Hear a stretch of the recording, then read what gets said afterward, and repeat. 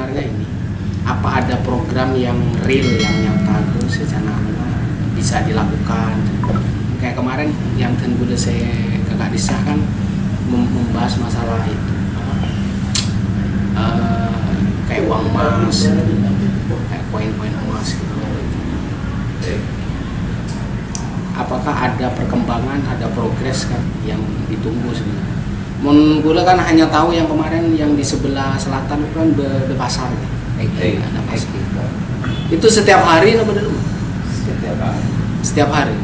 Coba hari Kamis kali ke pasar. Kayak gue lebet kak disa gue nggak saya pertemuan malam.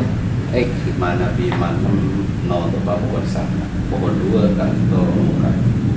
Benih akad dia pasar Kamis, pasar Senin, enggak. Dia lagi serang sekarang pasar hari Kamis. Itu berarti saya paling ramai apa? Iya. Keng ada yang mau disampaikan dari anak? Atau lagi salam kan itu perkembangan seorang saya terakhir kan. Apa betul ya? Iya Pak.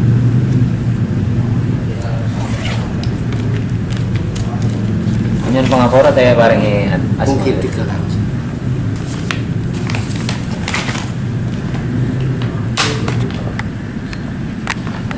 Oh, si anu ki, yang 202 ki. Saya kirim hari Senin. Nah, apa nih buka bi guna? Kirim. Dina hari Selasa sing ngirim dari Pakistan.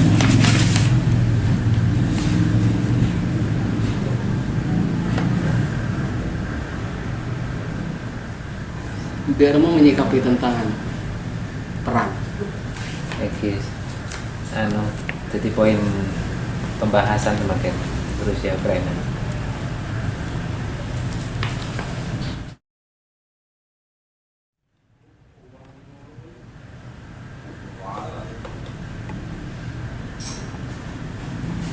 Tapi perang ini kan sebenarnya ini takut sebenarnya. Kalau yang di pihak dengan sekutu atau teman-temannya Ukraina itu untuk menyerang itu takut. Berbeda ketika kejadian yang dulu yang mau perang antara Amerika sama Korea Utara. Cuman kan yang menyerah ibaratnya yang mundur dari istilahnya mau berunding itu pihak Korea. Seandainya dia kekeh misalkan mau tetap bersikap misalkan melakukan uji coba nuklir ya terjadi perang. Cuman kalau sekarang agak takut ya karena pihak Rusianya berani juga gitu. Memang sudah dipersiapkan dari pihak Rusia itu. Seperti tentang misalkan kalau adanya sanksi, kalau adanya embargo itu sudah di. Tapi kalau dari pihak teman-teman Ukraina dia berani, bisa dipastikan yang diramalkan itu seimbang itu Pemicu. tapi saya tidak mengharapkan itu sebenarnya. Di bahaya juga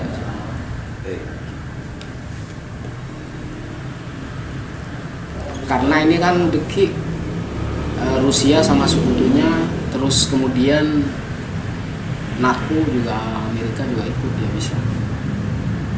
Tapi untuk mengambil keputusan dia melawan Rusia juga mikir-mikir juga. Karena kan akan mengakibatkan perang terbuka dia. Itu yang ini.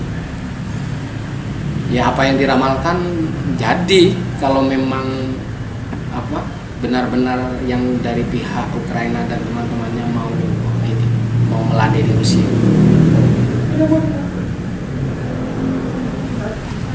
Ini dari siapa manusia? Tadi Pak? Ini VCD ya berarti? VCD. Transkrip. Transkripnya. Oh, yang ada di sini di kantor?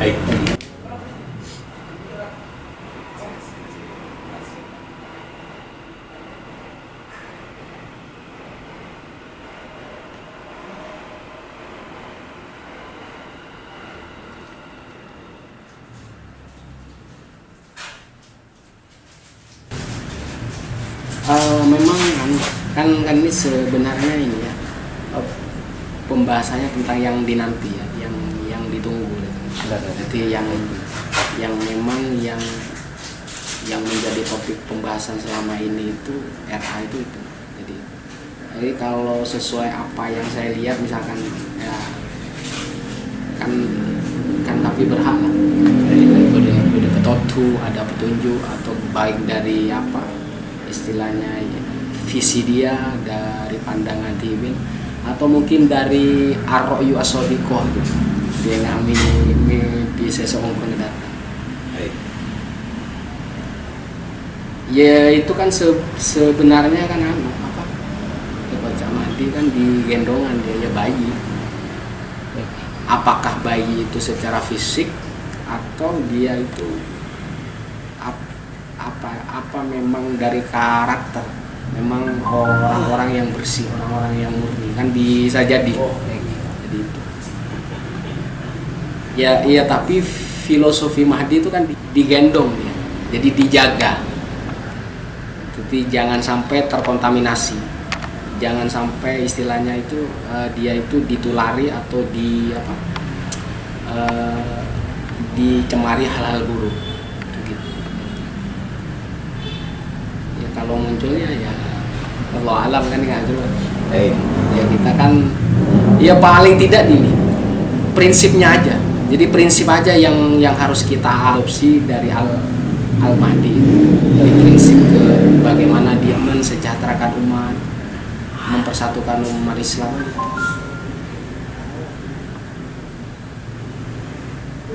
Ya kalau mengharapkan perang ya kalau bisa ya jangan jangan sampai terjadi.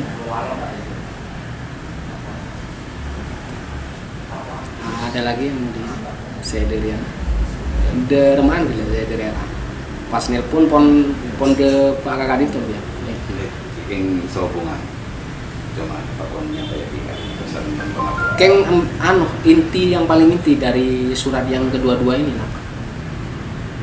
Yang paling inti mana dia orang yang apa dia sama dengan yang surat sebelumnya? Ada depan dan ngiring anak alam. Iya. Mun surat sebelumnya belum remo bang. Yang waktu tenggul ke akasa. Itu sebenarnya balasan kan RA kagule tenggul itu saya nanang jemput. Nah, setelah itu beberapa bulan kemudian saya membalas ke ya memang harus ada langkah konkret kalau memang benar-benar mau menghadapi istilahnya ingin mempersatukan umat dan gitu biar apa yang dicita-citakan, apa yang diharapkan benar-benar terjadi kan itu. Jadi kalau kita tidak bersatu, nggak ada garapan yang benar-benar real, jadi susah ditangkap oleh masyarakat. Jadi sedimen itu mendengar memang apalagi sistem keuangan itu kita tidak bisa berkutik. Sistem keuangan itu tidak bisa karena sistem keuangan itu sudah dikuasai oleh dunia, nggak bisa. Jadi kayak kemarin yang ketika Turki protes misalkan itu kan langsung dijatuhkan mata uang lira. Jadi mata uang Turki langsung habis, langsung merosot nilainya. Tapi untuk yang sekarang yang Rusia dia sudah menjaring emasnya, jadi ya tetap menurun, tapi tidak signifikan gitu. Ya paling yang naik, yang melambung ya harga komoditi, terus migasnya juga itu. Kita kan benar-benar siap berarti Rusia. Ya benar-benar siap memang.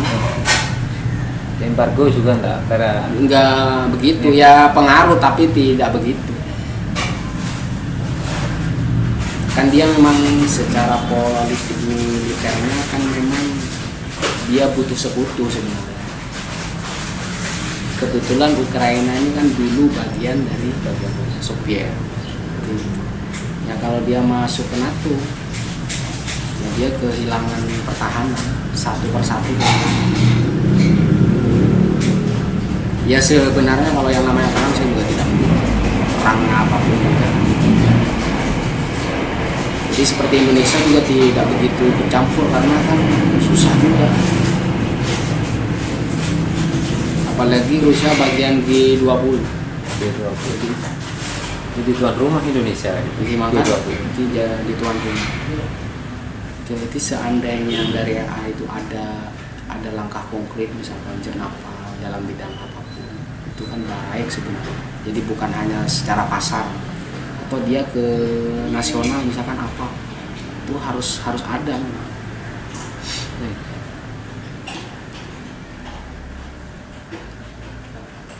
Harus orang ada yang bisa membaca RA, harus ada orang yang bisa ngerteh kesokan RA itu apa kan gitu.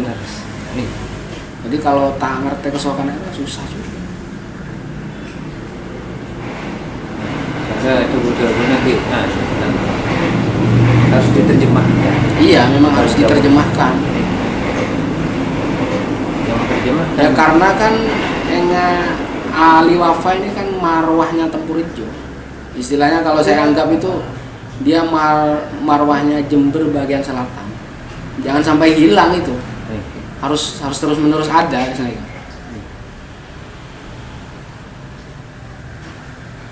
Itu zaman Kiai Sesepuh itu kan sampai sekarang terus. Nah sekarang boleh masalah kaderisasi itu kan penting ya. Harus ada dari yang muda itu. Jadi jangan hanya terputus, namun bisa terus. Apalagi menemukan pesantren kayak Al-Wafa kan susah sekarang. Yang benar-benar tradisional kan susah. Jadi harus dipertahankan. Tapi harus disikapi, perkembangan zaman tuh harus disikapi biar tidak terputus, biar tidak mati. Jadi sistem kepesantrenannya ya alam nggak apa-apa tradisional, cuman penyikapan kita perkembangan tuh harus mengikuti yang sekarang. Jadi al-muhafadzah al-qadimi wal ahdi menjadi dilasa. Jadi menjaga tradisi yang kuno, yang baik, istilahnya itu, kemudian mengambil yang baru, yang bagus, yang lebih baik kan gitu. Saya takut kehilangan ya, marwahnya harus tetap berjalan, harus kudu beda. Timangkan jangan gila kudu kaderisasi, harus mempersiapkan secara personal, secara sistem, terus rencana ke depan, strategis berapa tahun, 10 tahun, 20 tahun itu. Kudu beda, harus itu. Dan kontribusinya lebih meluas, jadi bukan hanya di di lingkungan Tempurjo itu sampai meluas. Apalagi santrinya sudah tersebar di mana-mana kan, itu lebih baik, lebih canggih, daya jangkaunya untuk bisa penyebaran itu lebih bagus. Kan biasanya setiap komunitas, setiap organisasi dan setiap pesantren itu punya lah istilahnya kelebihan yang harus dikasih ke masyarakat. Yang susah tradisionalnya, yang susah untuk mendapatkan kayak Al-Wafa itu susah sekarang. Itu semuanya modern. Ya sekarang Jombang itu sudah agak modern. Gontor dari awal memang modern dia. Dari 1926 memang pondok modern. Di Cangkolang nggak ditoki kan? Mana di hemat abdina, suarakan itu bagian dari visi kan menjaga tradisi. Oh iya, ini sebenarnya lebet nggak neka kan kayak surat menyurat neka kan sebenarnya ini dia agar orang lain tuh membaca. Jadi saya dari pondok pesantren Al-Wafa seperti apa. Tapi itu harus diimbangi dengan langkah konkret. Harus ada itu yang benar-benar dilakukan. Baik itu sosial, budaya, keagamaan itu harus ada. Jadi pas ini apa yang dilakukan tuh bagian pelaksanaan yang ada di sini. Nah, jadi canggila kerasa ke masyarakat itu. Ini dari canggila apa yang direncanakan oleh Al-Wafa, apa yang direncanakan Pak Abdu itu nyata.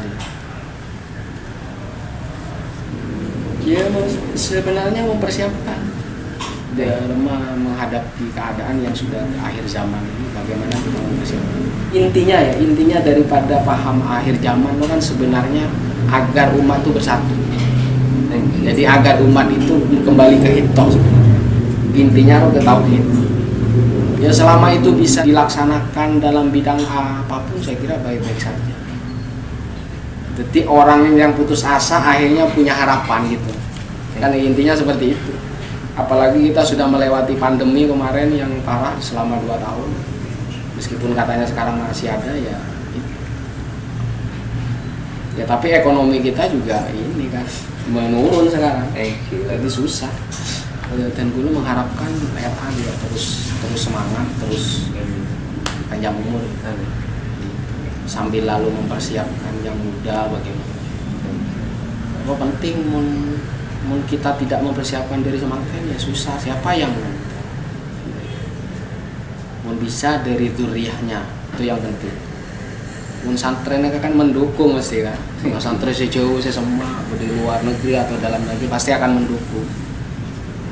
Karena itu bagian dari marwah Jember Selatan.